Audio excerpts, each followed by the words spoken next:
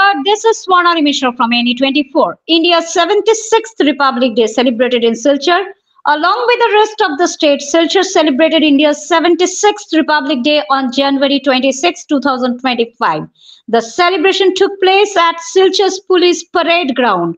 On January 26 at 9 a.m., Minister Kaushik Rai officially hosted the national flag at Silchar's Police Parade Ground. Following the flag hosting, patriotic songs were performed.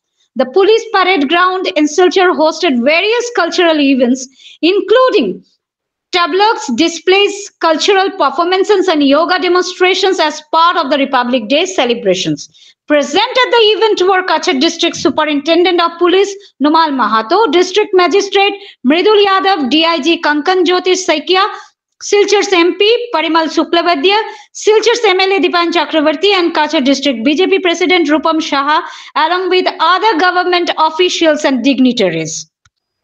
For more news and updates, you can watch us on YouTube NE24 channel, subscribe and follow us on Facebook to stay connected with us. খানের উপর ভিত্তি করে গণতান্ত্রিক মূল্যবোধের কারণে লক্ষ লক্ষ তরুণ যে কোনো প্রতিকূল পরিবেশ থেকে এগিয়ে আসতে পারছে এবং একটি নতুন ভারত গড়ার লক্ষ্যে যোগ দিতে পারছেন। আমি আবার সংবিধান প্রণেতাদের প্রতি আমার গভীর শ্রদ্ধা নিবেদন করছি। এই মহান ক্ষণে আমাদের জাতির জনক মহাত্মা গান্ধী এবং দেশের স্বাধীনতা সংগ্রামীদের প্রতি শ্রদ্ধাঞ্জলি জানাই। তাদের অপরিসীম ত্যাগ ও আত্মত্যাগের বিনিময়ে আমরা আমাদের হারানো স্বাধীনতা ফিরে পেতে সক্ষম হয়েছি। আমি সেনাবাহিনী এবং অর্ধ সেনাবাহিনীর প্রতিজন সাহসী সৈনিকের প্রতি কৃতজ্ঞতা ও ধন্যবাদ জানাতে চাই, যারা সীমান্তে মোতায়েন আছেন এবং দেশের সার্বভৌমত্ব ও অখণ্ডতা রক্ষার জন্য অক্লান্ত পরিশ্রম করছেন। আসুন এই পবিত্র মুহূর্তে আমরা আবারও আমাদের স্বাধীনতা এবং সংবিধানের মহত্বের কাছে প্রণাম করি এবং 2047 সালে আমাদের দেশকে আরও একটি শক্তিশালী এবং উন্নত দেশ গড়ে তোলার ক্ষেত্রে ভারতবর্ষের মাননীয় প্রধানমন্ত্রী শ্রী নরেন্দ্র মোদীজির বিকশিত ভারতের স্বপ্ন বাস্তবায়িতে আমরা সমস্ত শক্তি নিবেদিত করার সংকল্পবদ্ধ হই।